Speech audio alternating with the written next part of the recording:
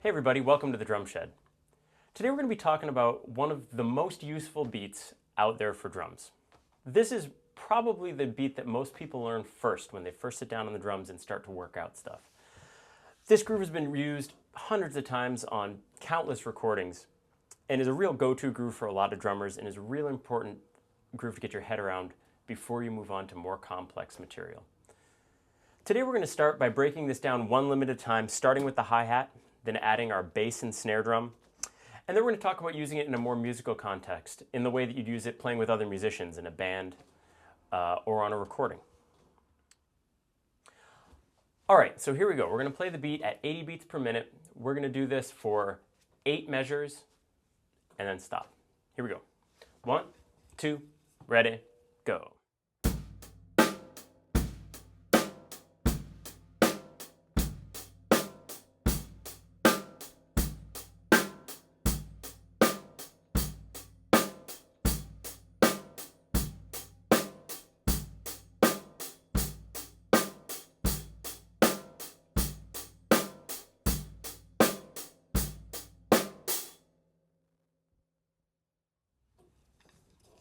All right, so that's the basic beat. The way we're going to start with this particular pattern is we're going to start with just the hi-hat part.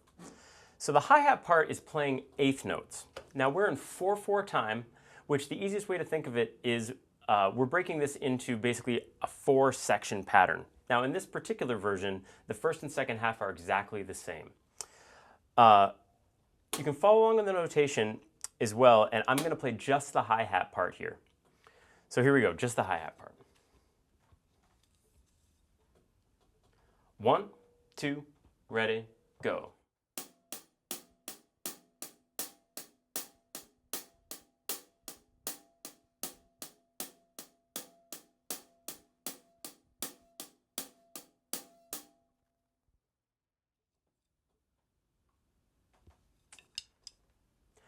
It's very important that you count out loud while you're doing these grooves.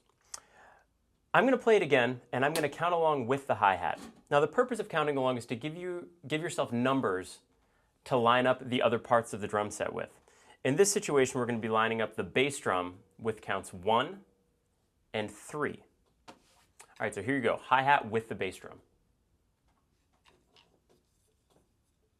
1, 2, ready, go.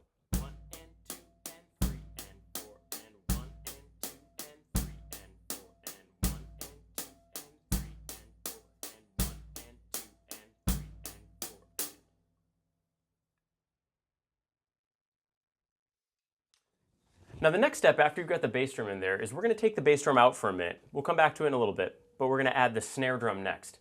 So the snare drum is going to fall on counts 2 and 4. Again, really important that you're counting out loud with this. So we're going to play it again. We're going to start with the hi-hat, and then we're going to bring that snare drum in on 2 and 4. Here we go. 1, 2, ready, play. 1 and 2 and 3 and 4 and 1 and 2 and 3 and 4 and 1 and 2 and 3 and 4 and 1 and 2 and 3 and 4 and.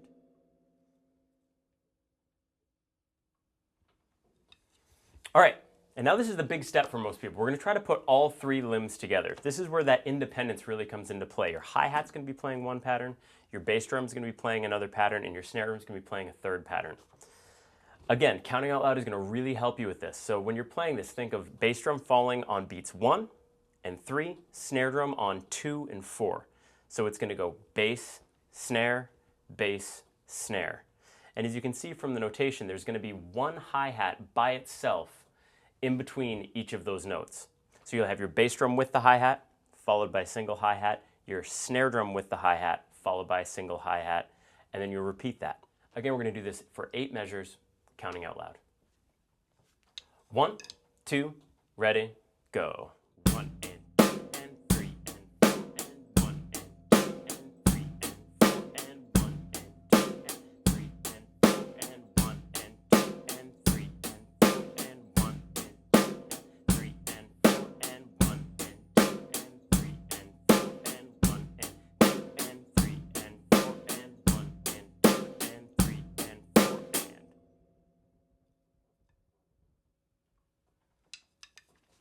All right, so practice that a bunch before you go on to anything else. It's really important that we get that solid and sounding really excellent on the kit before we move on to putting any extra stuff in there. Now, with all these lessons, it's really important to practice these in multiples of 4 because most music is organized that way. It's organized into 4, 8, 12, 16 bar phrases. So when you practice, it's really beneficial to start counting those particular patterns. So you're counting, 4 measures at a time or 8 measures at a time, because it's going to prepare you to follow along with other musicians in musical forms once you get to the point of playing with other musicians, which is really the purpose of playing drums anyway. We want to do this with other musicians, not just in our practice room. So we're going to try this again, and this time we're going to do a slight variation. And you're going to see this in the notation as well. I'm going to add 1 extra bass drum on beat 3. So before we just had the bass drum falling on 1 and 3. Now we're going to have it falling on 1 just the way it was before, but when we get to 3 we're going to add an extra bass drum for 2. So it's going to play on 3 and. So it'll go bass drum, snare drum, bass, bass, snare, or 1, 2, 3, and 4. All right, here we go, bass and snare together. 1, 2, ready, go.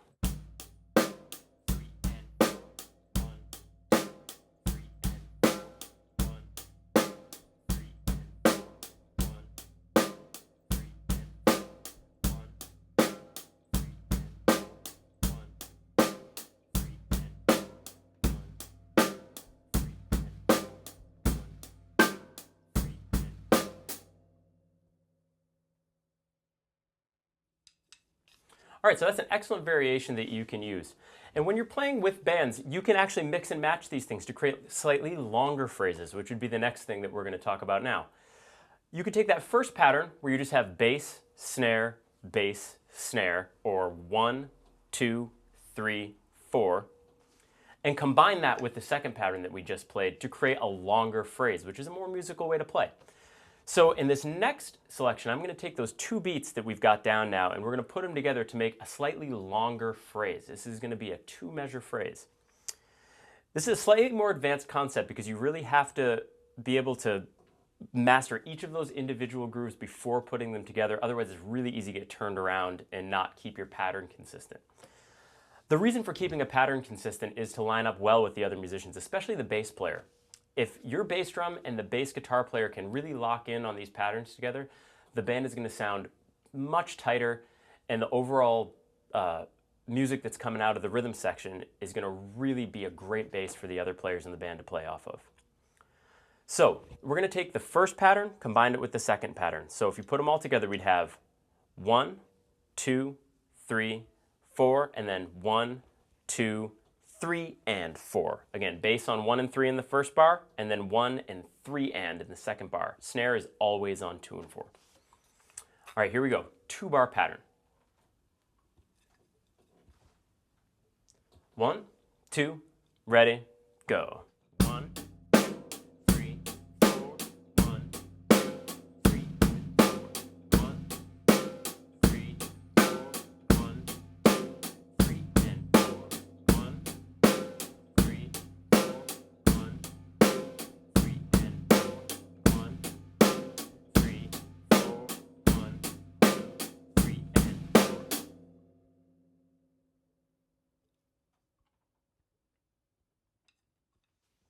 Oftentimes when you're listening to a recording, you'll hear the drummer go away from the main pattern for a second and play what we call a fill, oftentimes using the other drums. It can use any of the stuff in front of you, but oftentimes you'll go to the toms and the cymbals for these fills.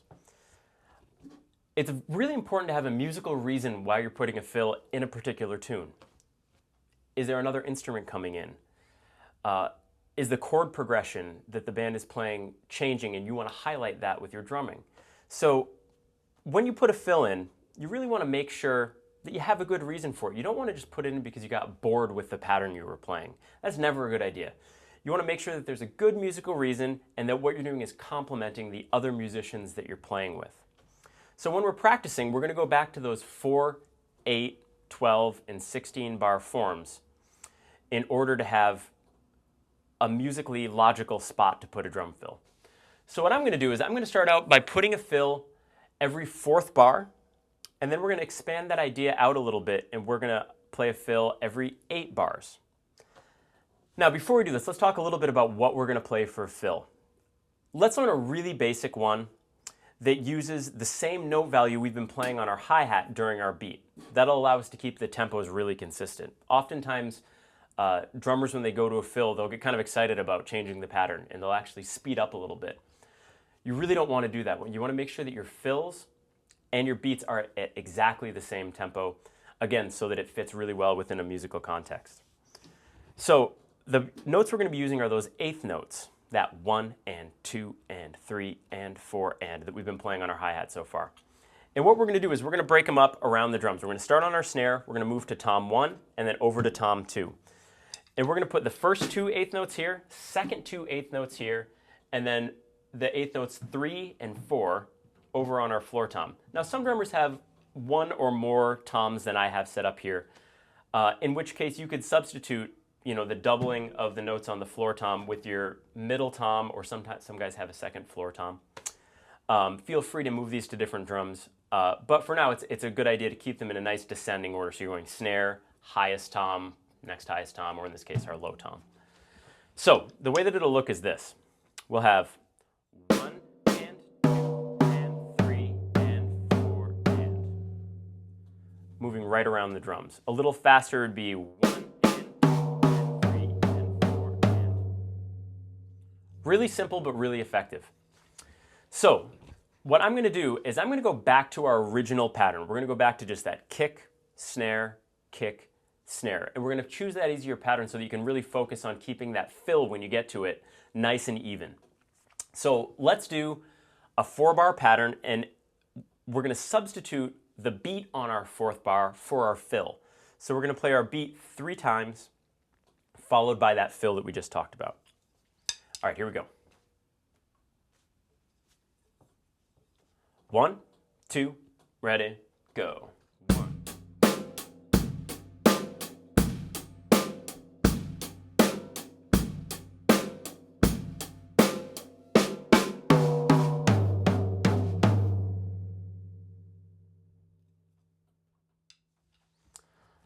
All right, now that you've got that, the next step is to be able to go from that fill back into your beat. This is a little bit tricky because we've now moved our hands all the way over to our floor tom, and we've got this big leap back over to the hi-hat to get back into our original groove. A great way to practice is to start with our fill. Even though in our 4-bar form this fill comes last, once you get up to that fill, it's a great idea to start with the fill and then practice getting back over to that hi-hat to restart your beat. So an excellent way to practice that would be to do your fill and then try to start that beat again without any break or hesitation. So it sounds something like this. 1, 2, ready, go.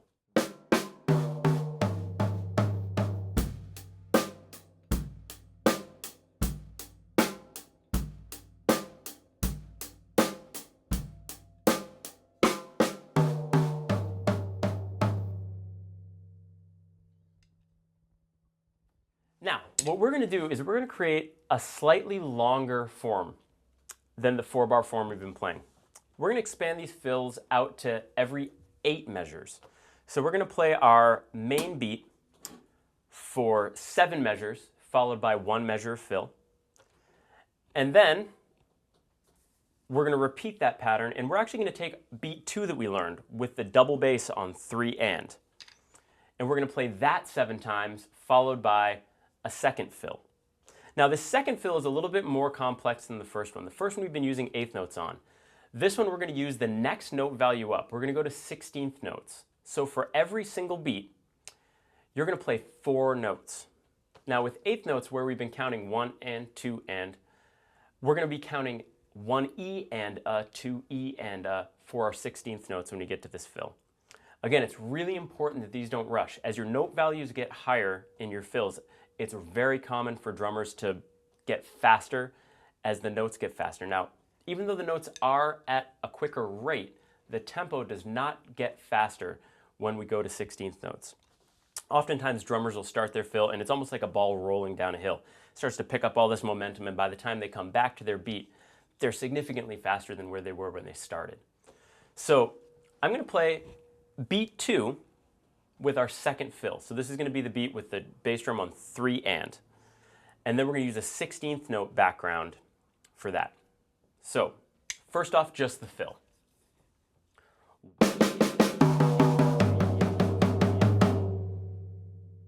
So 1 E and a, 2 E and a, 3 E and a, 4 E and a. Now we're going to take that and we're going to plug it in with our second beat. 1, 2, ready, go.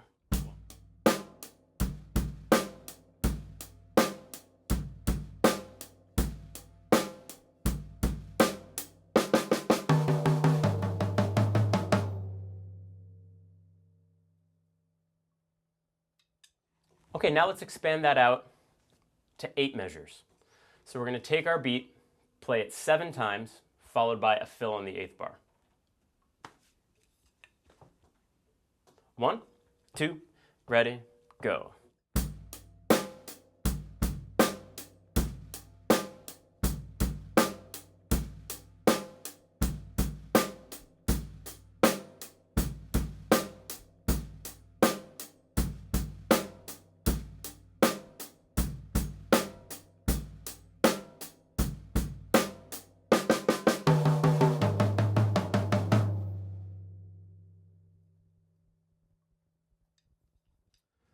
Now the next step that all drummers want to learn is the crash that goes on the end of the fills. It's a great way to punctuate the end of a fill, and it's really commonly used. You're going to hear it on almost every recording. When you get to the end of your fill, you're going to end with a crash.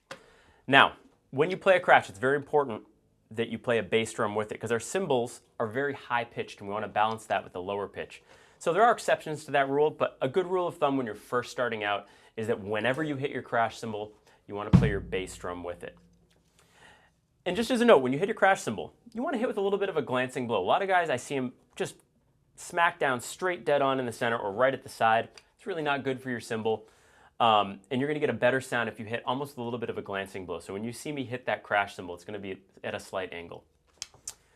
All right, so let's do that fill, and we're going to put a crash on the end of it. Here it is.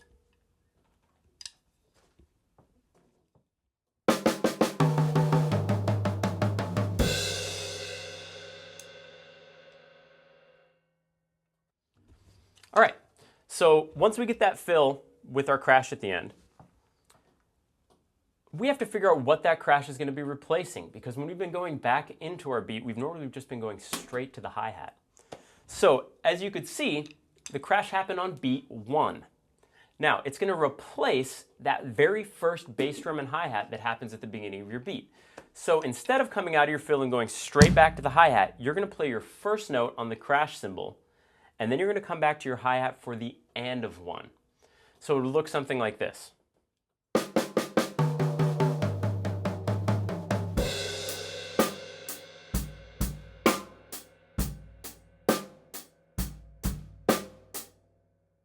So 1 E and a, 2 E and a, 3 E and a, 4 E and a, 1 and 2 and. All right, so let's expand this idea out a little bit further. With all our beats, we start with them on the hi-hat. It's a nice short sound, but sometimes as the music gets bigger, we want to have a little bit fuller sound. And a great way to get a fuller sound on a drum set is to use notes that have a little bit longer value. For instance, the hi-hat's a very short note. The ride cymbal's a much longer sound and creates a much fuller sound on the drum set.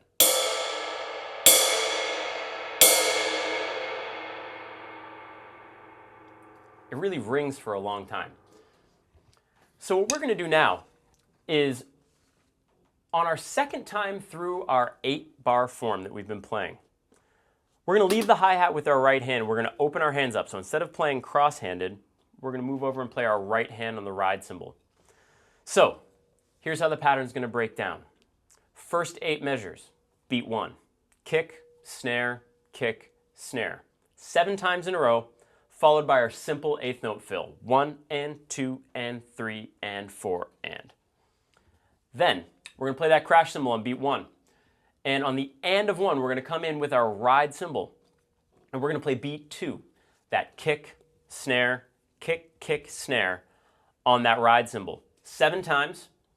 And we're going to follow that up with our second fill, that 16th note pattern that goes 1 E enda, 2 E enda, 3 E enda, 4 E enda, crash to end it. So what I'm going to do now is I'm going to play this at 2 different tempos. We're going to play this at the slower tempo, 80 beats per minute. And then we're going to pick this up to a much more common tempo, a little bit faster. This is going to be 120 beats per minute, which is a really common tempo for dance tunes and a lot of pop music. So we'll hear it 2 ways, 2 times through each time. Here we go. 1, 2, ready, go.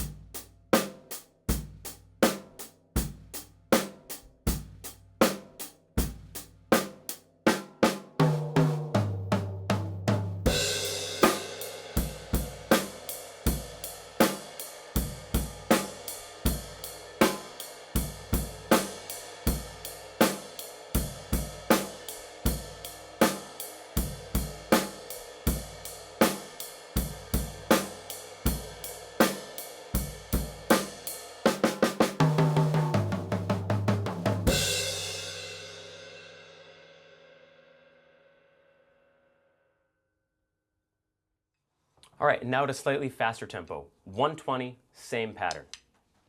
1, 2, 1, 2, ready, go.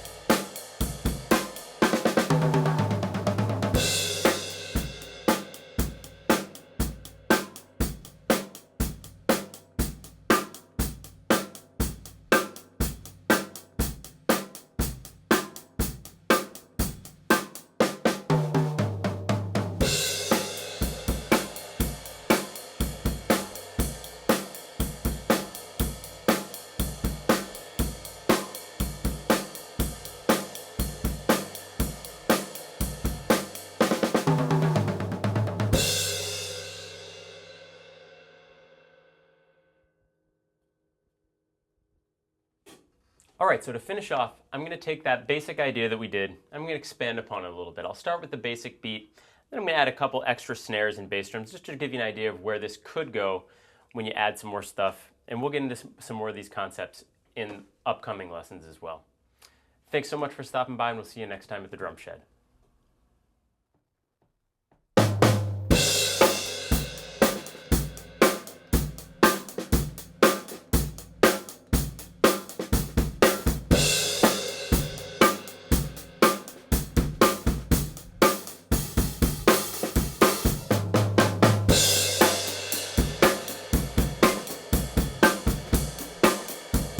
Hope you enjoyed the lesson. Please like and subscribe to keep up on all the new lessons and reviews.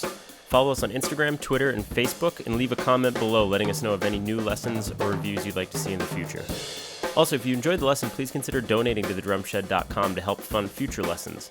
Just click the donate button on the main page of our website, and thanks again for watching. We'll see you in the shed.